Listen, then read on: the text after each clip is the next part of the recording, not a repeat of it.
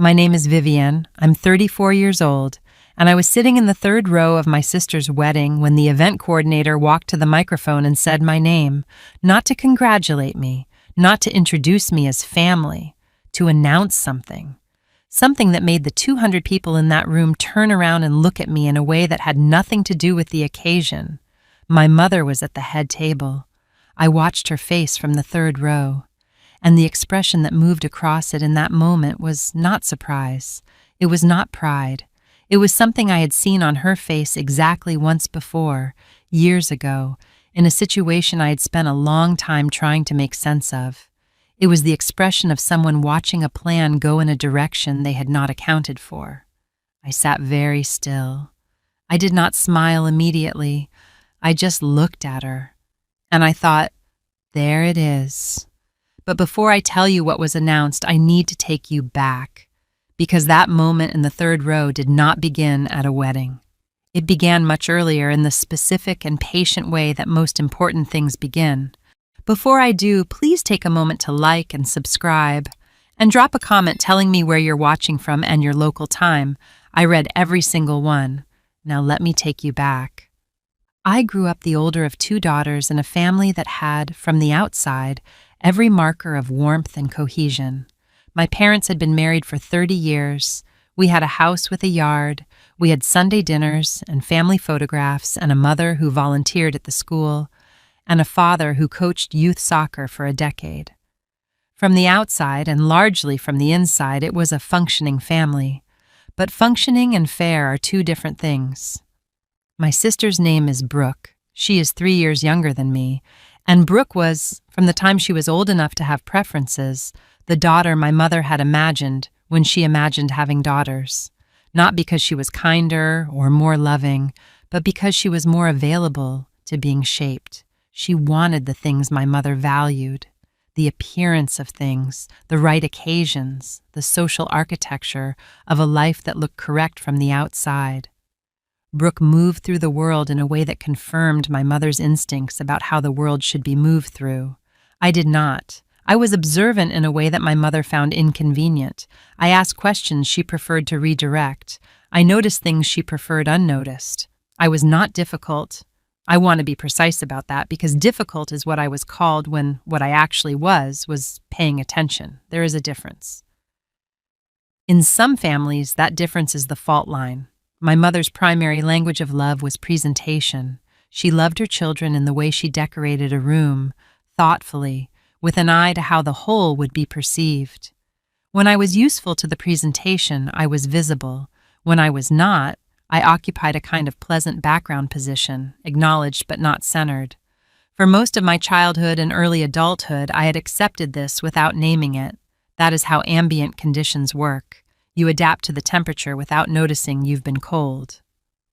I left at 22, not dramatically. I graduated, got a job offer in another city, and took it. My mother's response to my leaving was warmly expressed and privately relieved. I understood that even then. The warmth was genuine. She loved me, I never doubted that. But the relief was also genuine, and the combination of the two was the most honest thing she ever showed me.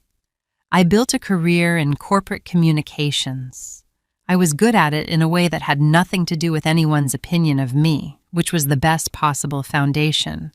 I became, over about 8 years, someone with a particular set of skills and a particular set of professional relationships that I had built carefully and maintained honestly. My mother knew the broad strokes of this. She mentioned my job at family gatherings in the way she mentioned the weather, relevant, factual, not requiring elaboration. What she did not fully track, and this matters, so I want you to note it, was the specifics, the particular projects, the particular connections, the particular ways in which what I did professionally intersected with other things. She knew I had a good job. She did not know what that actually meant. Brooke's engagement was announced at a family dinner I attended via video call, which was the primary mode of my family participation during that period. She had been with her partner Marcus for 4 years. He was kind and steady and genuinely good for her. I liked him. I told her that and meant it. The wedding planning began immediately and was, from what I could observe from a distance, my mother's primary occupation for the following 14 months. The venue, the flowers, the guest list, the seating, the program, all of it filtered through my mother's particular aesthetic and organizational sensibility, which was considerable. I was informed of developments the way one is informed of news, after the decisions were made, for the purpose of my awareness rather than my input. I said nothing. I noted it. About 8 months before the wedding, my mother called and said she hoped I would be able to come. The way she said it, hoped I would be able, carried the implication that my attendance was one of several outcomes she had prepared for, and that my absence was a scenario she had also fully arranged around. I said I would be there. She said, "Wonderful. It'll be nice to have the whole family." I noted that too. 2 months before the wedding, I received my invitation, standard envelope, my name on the front, my city address properly formatted. Inside, the invitation, the information card, the response card. I was listed as a guest, not as a member of the wedding party, not as a family representative of any kind. As a guest, with a +1, in the same category as my parents' friends and Brooke's colleagues. I turned the invitation over in my hands. My mother had been the planner of this wedding for 14 months. She knew the category of every invitation. This was not an oversight. I called Brooke. I said, "I got my invitation. It's beautiful." She said, "I'm so glad you'll be there." I said, "Of course. Are you doing okay? The last few weeks before must be a lot." She said, "It's a lot. Mom has it all very organized." She said it in a tone that was simultaneously grateful and something else, something slightly compressed, the tone of someone who has been adjacent to a strong organizational force for 14 months and is both relieved and tired. I said, "I'm sure she does." We talked for a few more minutes, nothing that would have seemed significant to anyone listening. But at the end of the call, just before we said goodbye, Brooke said, "Viv, I'm really glad you said yes." I said, "Of course." And she said, I just wanted you there. Whatever else, I just wanted you there." The whatever else sat with me after I hung up. I arrived in my hometown 2 days before the wedding. I stayed at a hotel rather than my parents' house, which was a decision I had made quietly and had presented as a practical one, more space, easier logistics, and which my mother had accepted with a warmth that had relief in it again. I drove past the house the first evening, not intentionally, just the route I took. The lights were on and there were cars I didn't recognize in the driveway, which meant the pre-wedding gathering I had not been told about was in progress. I had not been told about a pre-wedding gathering. I kept driving. The next day, the day before the wedding, my mother called and asked if I wanted to come for dinner that evening. She said it was just the family, low-key, she was making pasta. She said it in the way she offered things that were optional, rather than the way she communicated things that were expected. I said I'd come. I sat at that dinner table in the house I grew up in, and I watched the room with the particular attention of someone who has had years of distance and has returned with that distance still intact, which made everything slightly more visible than it had been when I had been inside it. My mother moved around Brooke like she was the organizing principle of the room. Every logistics question went through Brooke. Every small problem was brought to Brooke. I was included in conversation the way you include a guest, warmly, briefly, without the assumption that my input would alter anything. My father was quieter than I remembered. He hugged me at the door and held on a beat longer than usual and said it was good to see me, and then settled into his chair with the posture of a man who had been living adjacent to 14 months of wedding planning and had found a quiet place inside himself to wait it out. Marcus was there. He caught my eye across the table at one point and gave me a look I couldn't fully decode. Not sympathy, not discomfort, something more considered, like he had been thinking about something and seeing me had confirmed a decision. I noted it. I noted all of it. The morning of the wedding, my phone showed a text from an unknown number. It said, "Vivian, this is James Calloway. We've met once. I work with the Meridian Group. I believe we may have a mutual interest in the evening's program. I'll find you before the reception." I read it twice. James Calloway. I knew that name. Not from a mutual meeting. from something else, from a context that should not have intersected with a wedding in my hometown on a Saturday in October. I put the phone down and looked at the ceiling of my hotel room. Then I thought about the event coordinator position listed in the wedding program I had been sent as an informational attachment 3 weeks prior. I had skimmed it at the time. I had noted the event production company listed at the bottom, a company I recognized because I had seen it mentioned in a professional context, and then I had filed it under coincidence. I picked the program up from the desk. I looked at the production company name again. It was not a coincidence. I sat with that for a long time. Then I got dressed. I did my hair. I put on the dress I had brought. I looked at myself in the mirror in the way you look at yourself when you are preparing for something that is not what it appears on the surface. I picked up my bag. I went to my sister's wedding, and I sat in the 3rd row, and I waited. Because I had understood, somewhere between the unknown number and the program and Marcus's look across the dinner table and Brooke's whatever else, that I had not been invited to this wedding as a guest. I had been brought here for a reason. And someone in that room, not my mother, not Brooke, but someone, was about to make sure that reason became visible. I just did not yet know if that someone was working with me or around me. James Calloway found me during the cocktail hour.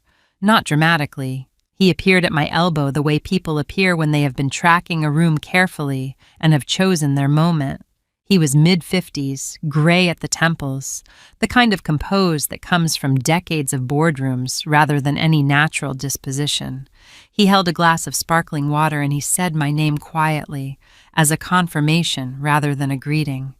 I said, "Mr. Calloway." He said, "James, please." He looked at the room briefly, the practiced sweep of someone assessing who was within earshot, and then back at me. "I wasn't certain you'd been told." I said, "Told what, specifically?" He said, "About the Meridian partnership, the announcement tonight." He paused.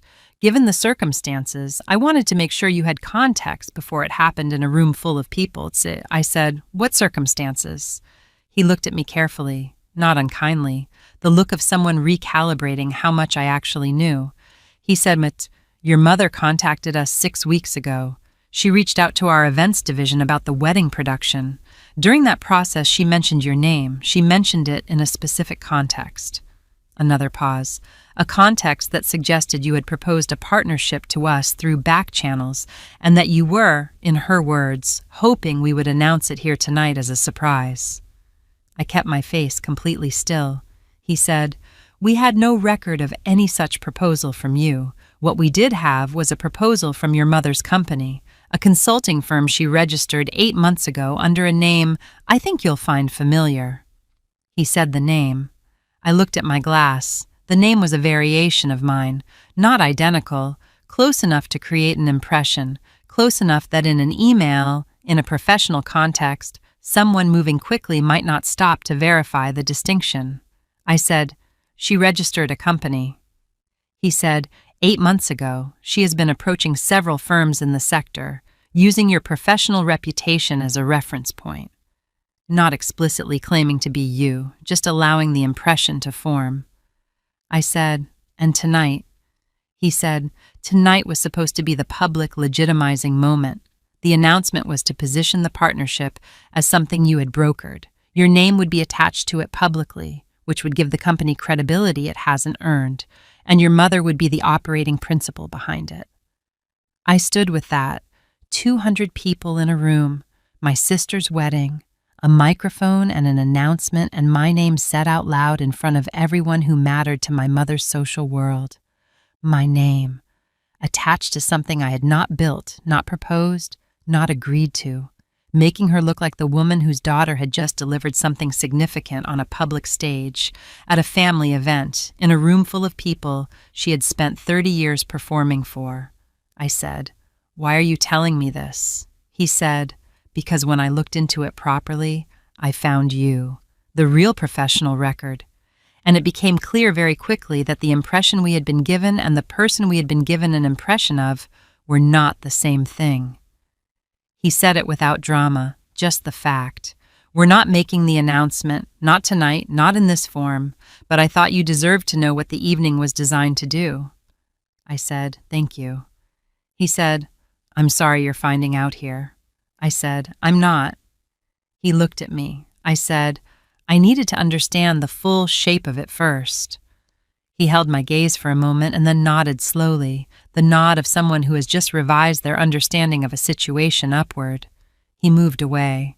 I stood with my drink and looked across the room to where my mother was talking to a group of her friends. Animated, bright, the version of herself she saved for occasions that felt like performances. I thought about a consulting firm registered 8 months ago. I thought about a name that was close to mine but wasn't. I thought about 14 months of wedding planning and a guest invitation and a third-row seat. And I thought about every professional conversation I had been in over the past year where something had felt slightly misaligned without my being able to locate the source. A contact who had mentioned my mother's name unexpectedly, a firm that had referenced a proposal I hadn't made, moments I had filed under miscommunication and moved past. They were not miscommunications. They were the visible edge of something that had been running underneath the surface for 8 months. I put my drink down and went to find my seat for dinner. I had been placed at table 7, not the family table, not near the family table. Table 7 was by the window, adjacent to the venue's secondary entrance, populated by a mix of Brooke's work colleagues and 2 couples I didn't recognize who turned out to be neighbors of Marcus's parents. I sat down. I was polite. I introduced myself. I participated in the conversation that moved around the table with the light energy of people who don't know each other well and are making a good faith effort. And I watched the room. My mother was at the head table, 2 seats from Brooke. She had the posture of someone anticipating something, slightly elevated, a brightness in her expression that was aimed at the room rather than at any particular person in it. She was waiting. My father was beside her, quieter than she was, occupying his space without animating it. He caught my eye once from across the room, and the look he gave me lasted 1 second longer than a casual glance. There was something in it, something between apology and warning. My father knew something. Not everything, but something. Marcus was at the head table, Brooke's hand in his, periodically leaning to say something in her ear that made her smile with the distracted ease of someone trying to be present while also being slightly overwhelmed. He had not looked at me since I sat down. Earlier, during the cocktail hour, he had found me briefly and said low and quick, "I didn't know the full plan. I want you to know that." Then someone had called his name and he'd moved away before I could respond. I had filed that, too. The speeches began after the first course. My father spoke first. He talked about Brooke with the warm, slightly formal love of a man who expresses affection more easily in prepared remarks than in unscripted moments. He mentioned Marcus with genuine approval. He said he was grateful for everyone who had made the day possible. He looked at my mother when he said it, and then, just briefly, at me, then a friend of Brooke's, then Marcus's brother. Then my mother stood up. She was composed in the way she was always composed in rooms like this, the composed of someone who has been performing a version of herself for so long that the performance has become the primary mode. She spoke about Brooke beautifully. She genuinely loved her daughter, and it was in every sentence, which was the thing that made all the rest of it complicated rather than simple. She spoke about family, about legacy, about what it meant to build something across generations and watch it take on new shapes. And then she said, "Tonight is also a celebration of what this family is becoming, of the work that each of us contributes in our own ways to something larger than any one of us." She paused. She looked toward the event coordinator standing near the side of the room. The coordinator moved toward the microphone stand. And my mother said, "I'm proud to share on this special occasion something that represents the kind of—" Then the coordinator reached the microphone and stopped. She had a folded note in her hand. She looked at it. She looked at someone near the sound desk, a brief, almost imperceptible exchange. Then she stepped back from the microphone and turned to the room and said, with the smooth recovery of someone trained to manage unexpected moments, We'll take a short break before the next course. Please enjoy the music." The band came in. The moment dissolved. My mother stood at the head table for 3 seconds with her speech still in her hands and the brightness in her expression doing something complicated. Then she sat down and smiled at the person beside her and picked up her glass. But her eyes moved immediately to the coordinator, and then to me. I held her gaze. I did not look away. I did not smile. I just looked at her, steadily, for long enough that she would understand that my expression was not accidental and gentle. Then I looked back at my table. Brooke appeared at my elbow 20 minutes later. She sat down in the empty seat beside me, the one that had been vacated by a guest who'd gone to find the restroom, and she sat close enough that her voice didn't have to carry. She said, "Viv, what's happening?" I said, "What do you mean?" She said, "The announcement. Mom had something planned, something with the Meridian Group. She told me it was going to be a surprise. She said you had arranged something and that it was going to be announced tonight as a gift, that you were giving the family something." She paused. "She said you'd organized a partnership deal that was going to benefit all of us, through a family company." I looked at my sister. I said, "Brooke, I didn't arrange anything." She was very still. I said, "There is no partnership I arranged. There is a company that was registered 8 months ago that has been using my professional reputation as a reference point without my knowledge. I found out tonight." She said, "What company?" I told her the name. She looked at me for a long moment. Her face was going through something I recognized from childhood, the particular sequence of Brooke processing information that contradicted what she had been told, which moved through confusion, and then a kind of suspended disbelief, and then something quieter and more permanent. She said, "Mom registered a company." I said, "Yes." She said, "In a name like yours." I said, "Close enough to mine." She said quietly, "Marcus found something 2 months ago. He found a proposal document that referenced your name in a way that seemed off. He looked into it a little, but he didn't have the full picture. He told me there might be something I should know. I told him to leave it. I told him it was probably nothing." She said that last part like a confession. I said, "It wasn't nothing." She said, "No." We sat quietly for a moment. Then she said, "What are you going to do?" I said, "I haven't decided everything, but I know what I'm not going to do. I'm not going to let tonight end with my name attached to something I didn't build, in a room full of people my mother has been performing for, in a way that positions her as the beneficiary." Brooke looked at the head table, at our mother who was talking to someone, animated, managing the fact that the moment she had planned had not arrived the way she'd expected. Brooke said, "She loves us. I know that, but she..."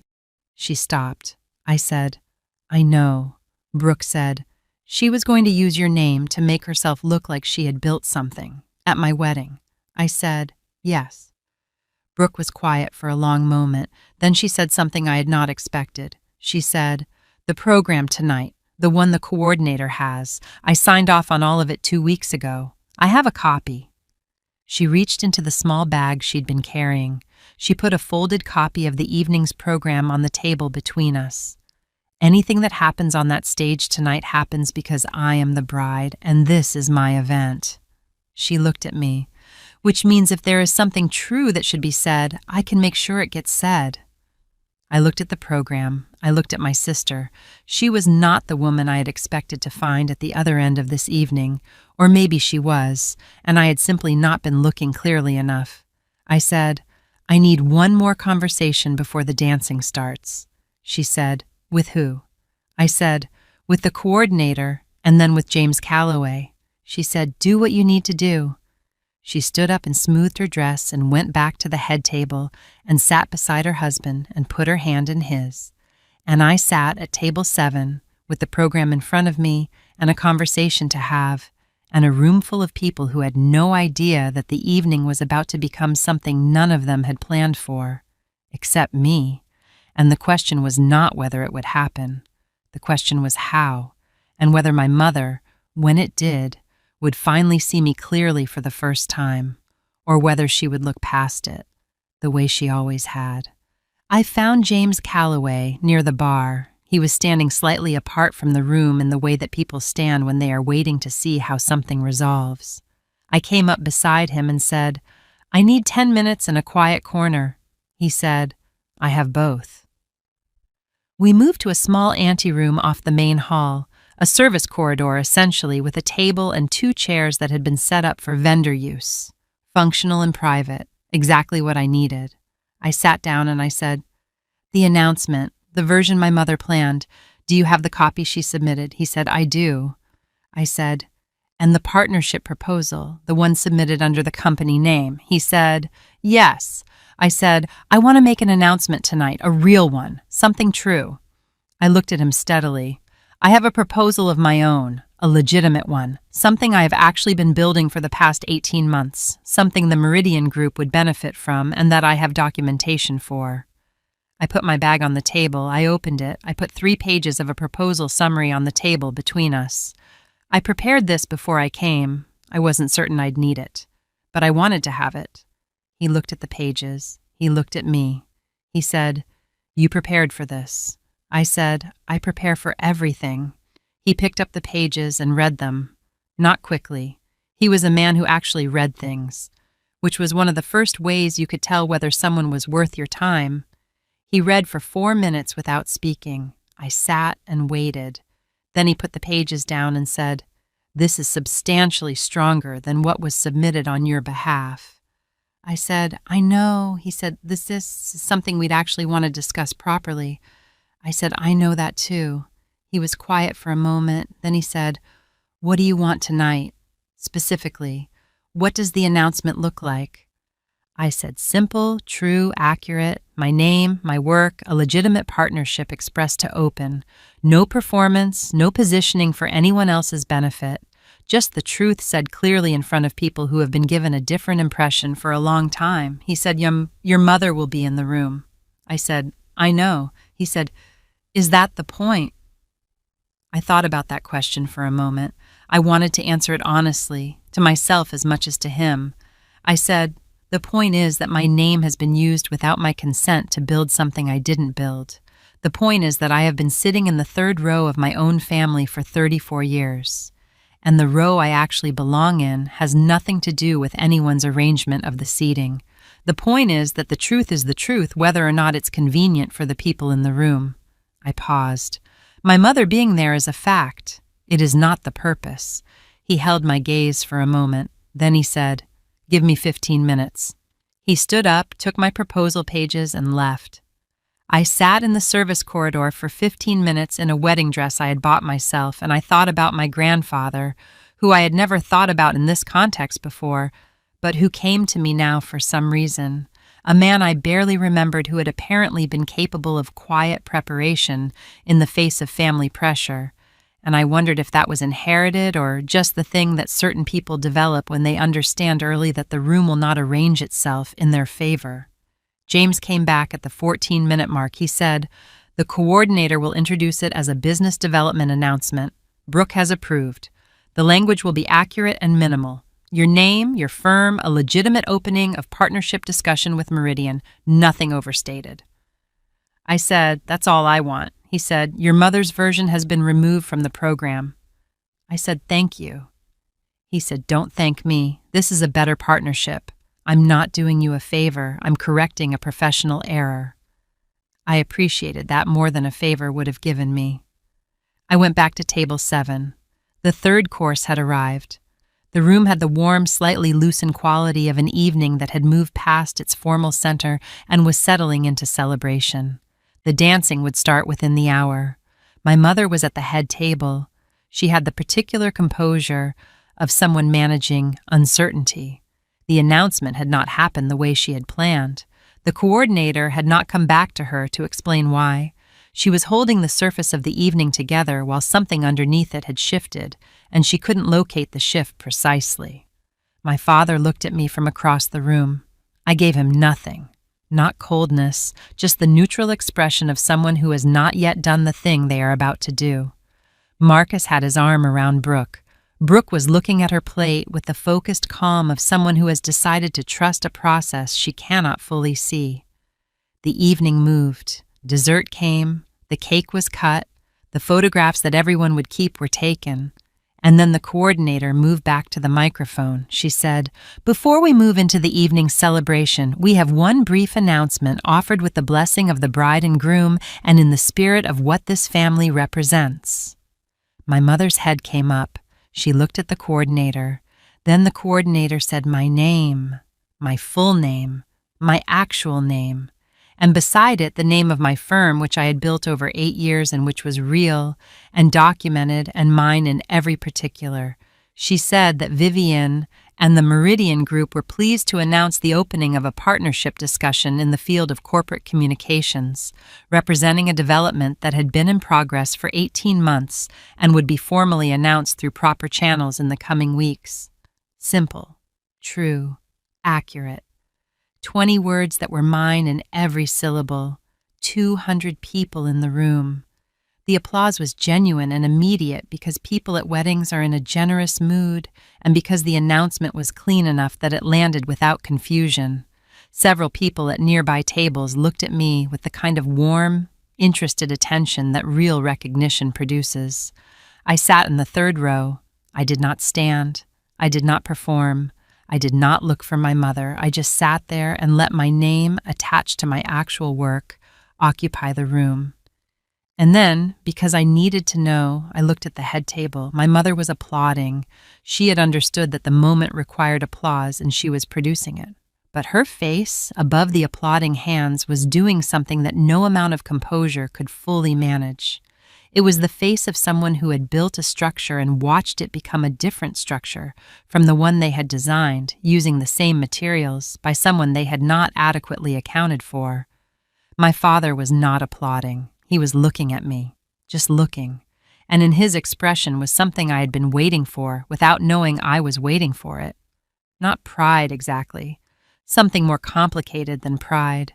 The look of a man who had been quiet for a long time about things that deserved to be spoken, and who was understanding now in a room full of people what that quiet had cost and what the alternative had always looked like. I held his gaze for a moment, then I looked away. My mother came to find me 20 minutes later. The dancing had started and the lights had shifted and the room had become easier to move through, which was probably why she chose this moment. She appeared beside me near the edge of the floor and said, "Can we talk?" I said, "Yes."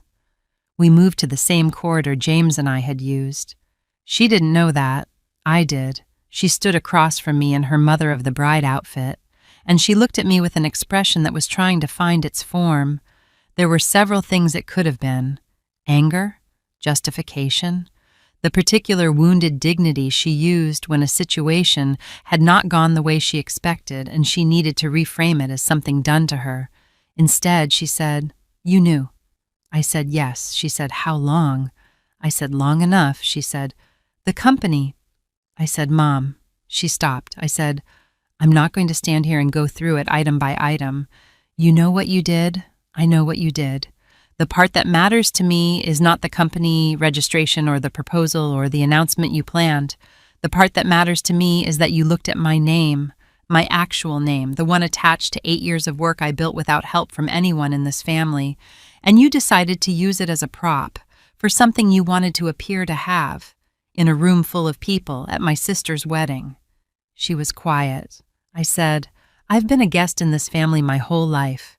Third row, side table, informed after decisions were made, mentioned the way you mention weather, and I made peace with most of it because families are complicated and love is real even when the distribution of it is uneven. But my name is not something I made peace with sharing. My work is not a resource for your presentation." My mother said, "I was trying to build something for all of us." I said, "You were trying to build something for yourself using what I had built for myself. Those are not the same thing." She looked at her hands. Then she said quietly, "I didn't think you'd find out." And there it was, the truest sentence of the evening. Not "I thought it would help," not "I did it because I love you," just the operational truth. She had calculated that I wouldn't know, and she had been wrong, and the wrongness was what she was standing in. I said, "I know you didn't." I said it without anger, genuinely, because the absence of the expectation of my awareness was its own kind of information about how she had always understood me, as someone who received rather than investigated, as someone who stayed in the third row.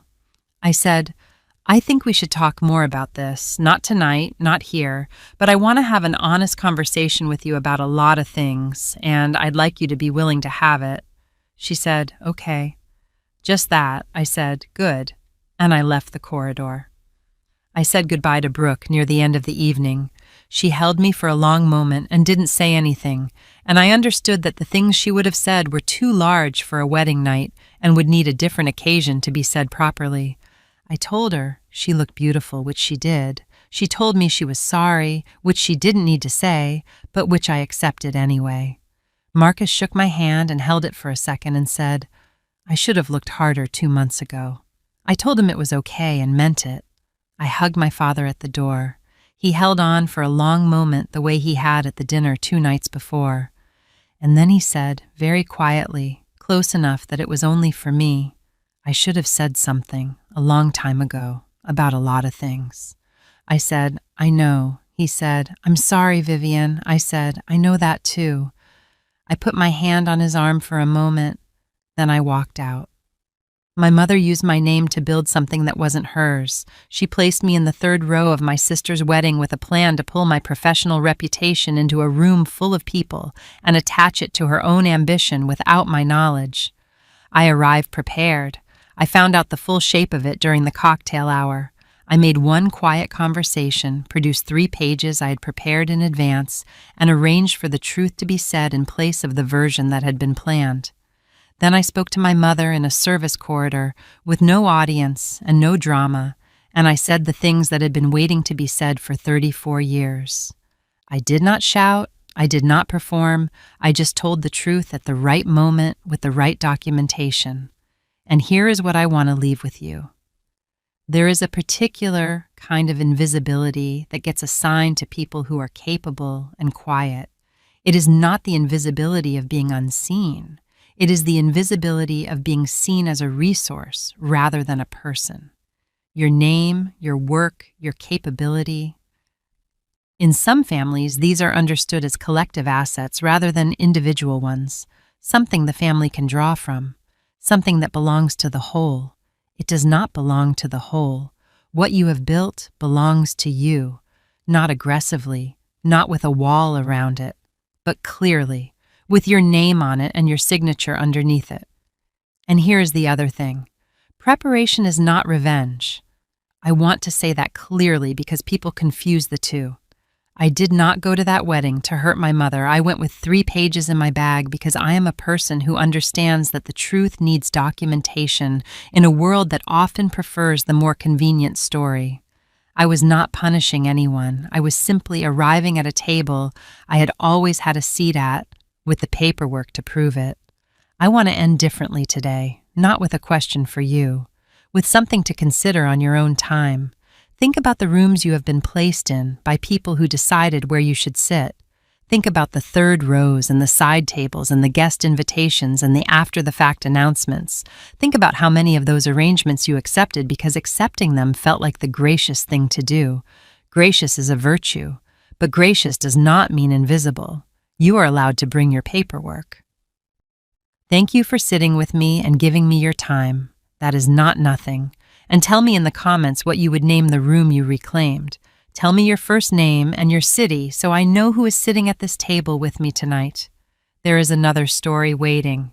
See you in the next one.